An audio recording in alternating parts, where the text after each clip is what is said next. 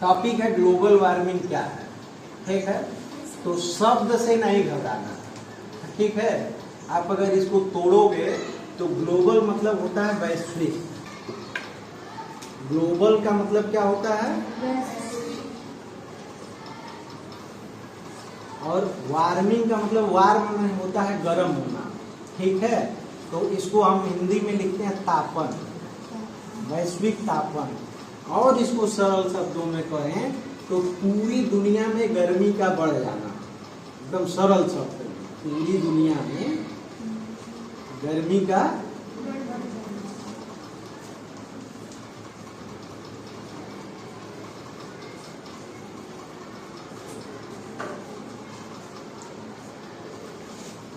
बात समझ में आ रहा है, ठीक। अब हम तुम लोगों को पूरी दुनिया में गर्मी कैसे बढ़ा है, इसका नुकसान क्या है, पहले तो ये जान लें है क्या, उसके बाद बताएंगे कि इसका उदाहरण क्या है। यही दशहरा पूजा, अभी देखो कितनी गर्मी हो गई है। जब हम आप लोगों के एज के थे और छोटे थे तो बघाड़ में मेला देखने आते थे तो स्वेटर पहन के आते थे, और दिवाली में इतनी ठंड पड़ती थी कि अगर कोई कहीं रात में जा रहा है तो 2 स्वेटर 3 स्वेटर पहन के जाता था, एक चद्दर ओढ़ के जाता था। और होली में जो होलिका दहन होता था तो उसको जो आग रहता था तो हम लोग 1-2 दिन तापते थे। अब कोई होली में ठंडा लगता है किसी को? नहीं। इसमें दशहरा में ठंड लगता है? उसमें दिवाली में ठंड लगता नहीं लगता।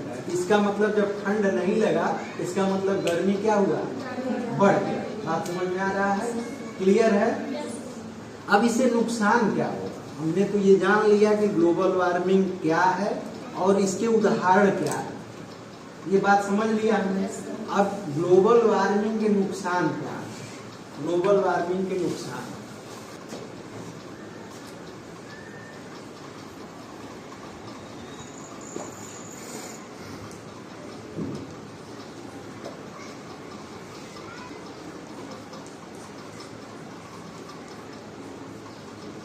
ठीक, ग्लोबल वार्मिंग से हानियां करेंगे, क्या क्या हानियां। ठीक, पहला हानि तो ये है कि लोग बीमार पड़ेंगे। पहले इससे भी बड़ा कि गर्मी से लोग मर जाएंगे। क्या होंगे? मरेंगे। दूसरा नुकसान ये है कि बीमार पड़ेंगे। क्या करेंगे? बीमार पड़ेंगे। अच्छा बच्चों ये बताओ, तुम लोग अच्छा काम कब कर लेते हो? जब मौसम ठंडा हो कि खूब गर्मी धूप हो तब अच्छा काम करते हो। ठंडा हो तब पढ़ने मन लगता है ना। तो तीसरा ये है कि आपकी कार्य क्षमता घट जाएगी। क्या होगा? घटेगी। समझ जाइए। 3 चीज हो गया। सबसे इससे भी बड़ा क्या, इसका उदाहरण हम देंगे, मरेंगे लोग कैसे। अभी ये जो चुनाव हुआ है, नरेंद्र मोदी प्रधानमंत्री बने हैं, इस चुनाव में 100 लोग ड्यूटी कर रहे थे, जो मतलब सरकारी कर्मचारी, कोई पुलिस है, कोई दरोगा है, कोई टीचर है, चुनाव में ड्यूटी लगता है ना। 100 लोग मर गए। किससे मर गए? गर्मी से। ठीक। दूसरा 1200 लोग मर गए, हज करने गए थे सऊदीया में, वहां 1200 लोग मर गए हज यात्रा में। केवल किससे मरे? गर्मी से। बीमार लोग पड़ेंगे। अभी देखिए बीमार मतलब जो गर्मी पड़ रहा है तो शाहरुख खान का नाम आप लोग सुने होंगे। शाहरुख खान को लू लग गया था, मतलब जो ग्लोबल वार्मिंग है उसके कारण उनको। अब भाई उनसे बड़ा सुविधा तो किसी के पास होगा नहीं।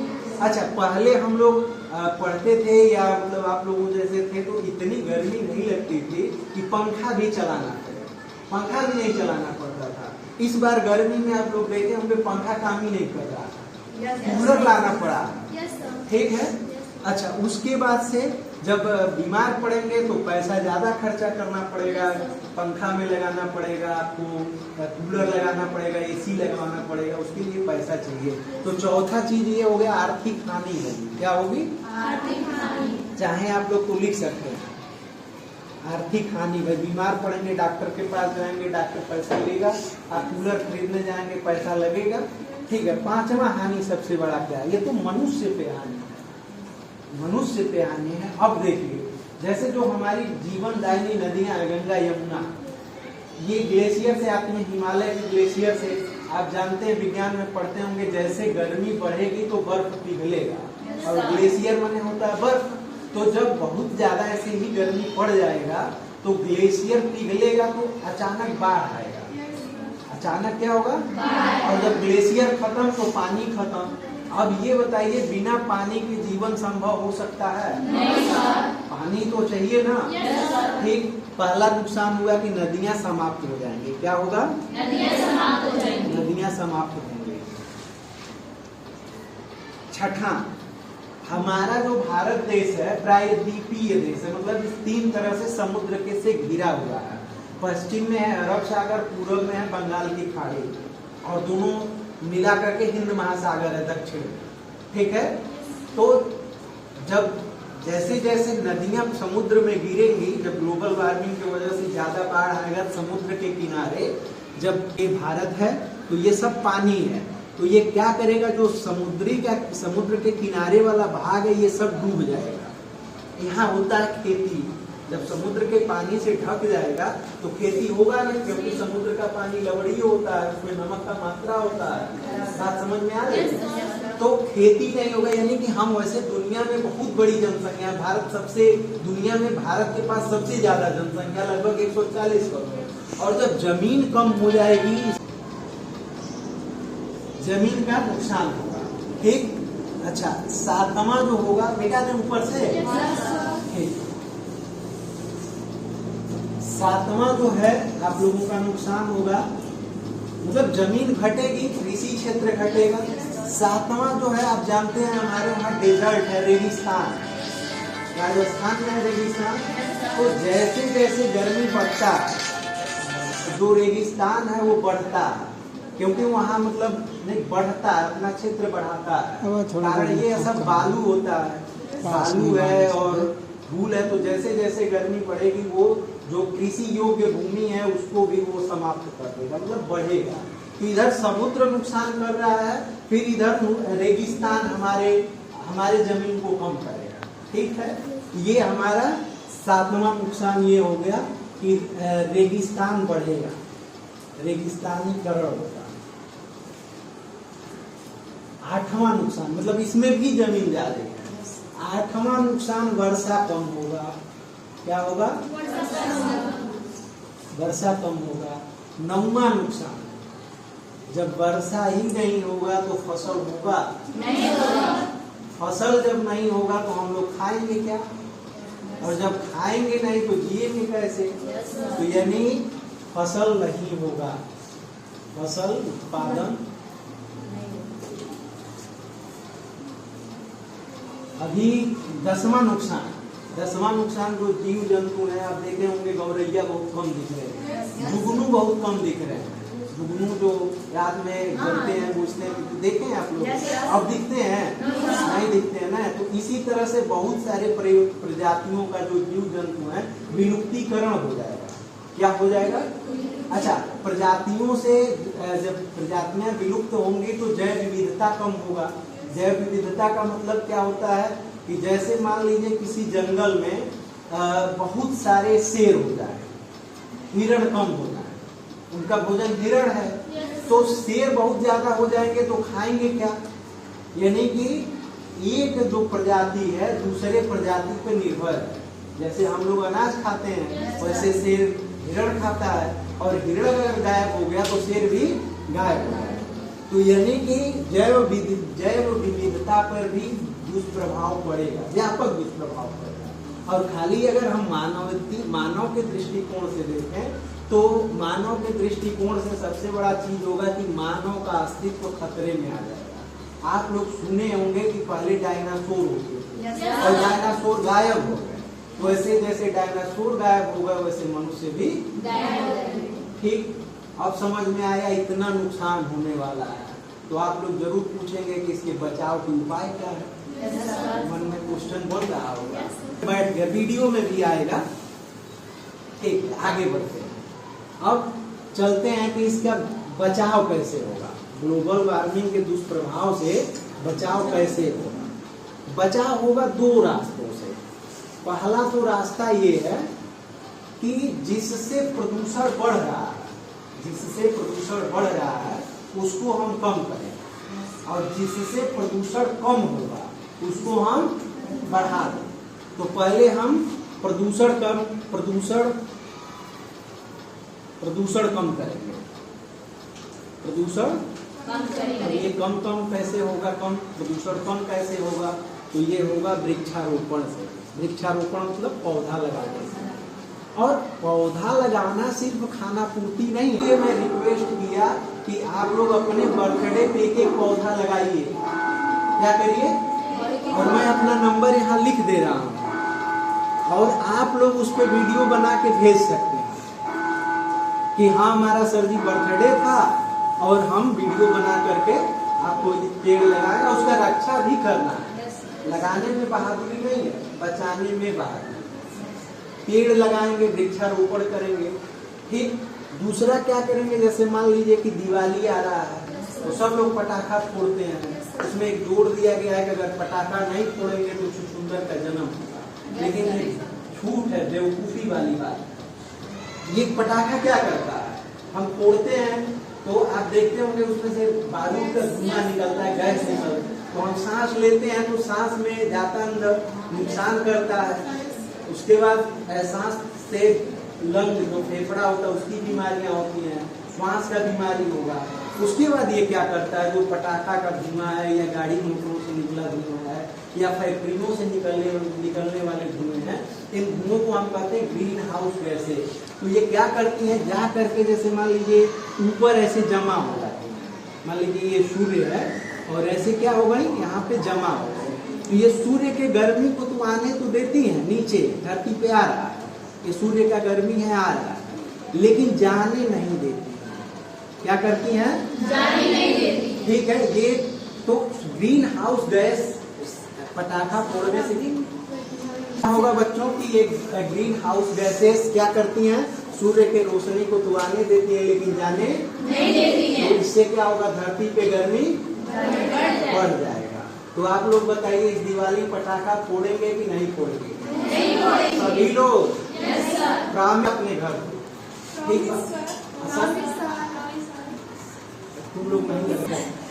ये मत देखिएगा कि मतलब हम हिंदू हैं तो हमारा धर्म खतरे में आ जाएगा, खतरे में नहीं आएगा। जब मनुष्य बचेगा तभी उसका धर्म है, मनुष्य रहेगा ही नहीं तो उसका धर्म क्या है। ठीक है, तो इतनी बातें हैं। अच्छा, प्रदूषण कम करने का उपाय एक है वृक्षारोपण है, जो मतलब हम लोग जिससे प्रदूषण बढ़ता है उसको हम कम कर सकते हैं।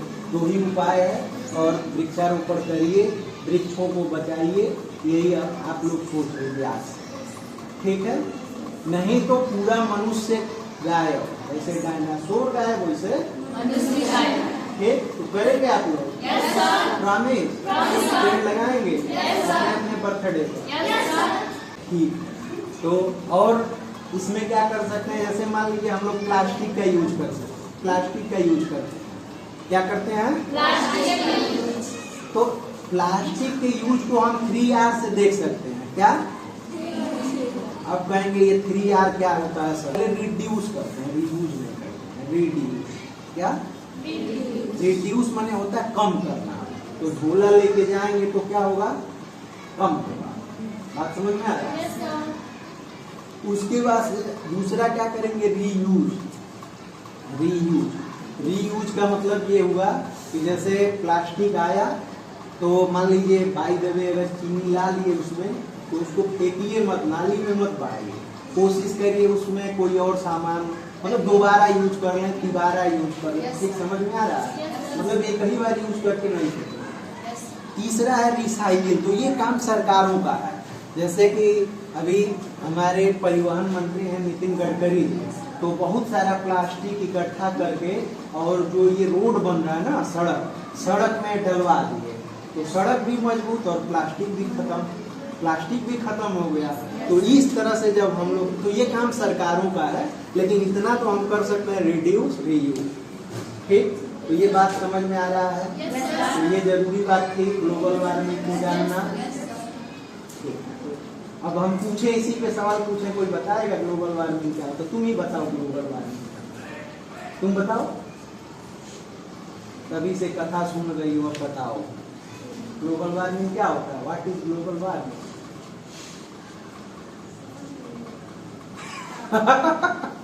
ठीक है, बैठ। दुनिया में वाक्य विन्यास भी इसका गलत है।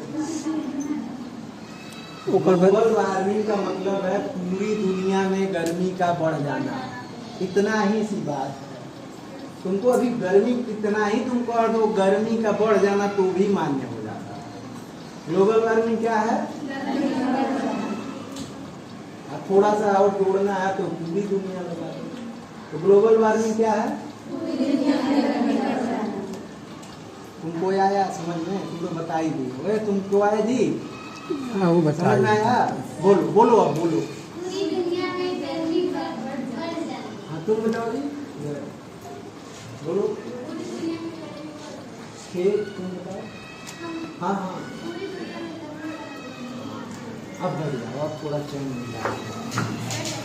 हाँ हाँ तुम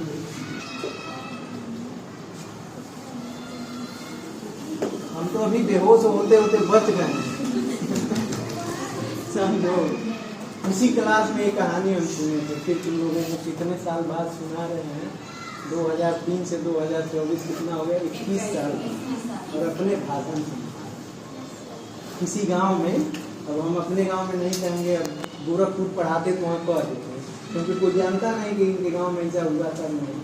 ठीक है, तो किसी गांव में एक पंडित जी भागवत करने आए। पंडित जी आए भागवत पर, तो पंडित जी भागवत सुना रहे थे, सभी लोग जाके सुन रहे थे भागवत। ठीक, तो सभी लोग भागवत सुन रहे थे, तो एक उसमें बूढ़ी औरत जाके बोल रही थी। और पंडित जी जैसे कथा को आगे बढ़ाते, जैसे कोई भी कथा, जब महाभारत हो रहा था तो कृष्ण अपना चक्र निकाल लिए या अर्जुन को ज्ञान देने लगे, ऐसा कुछ बात जो आए, जो उनका हाथ हिले होने लगती। तो सोचते पंडित जी की मतलब ये बहुत भावुक होकर कथा सुन रही है, बहुत भावुक औरत, मतलब बहुत बड़ी भक्त है।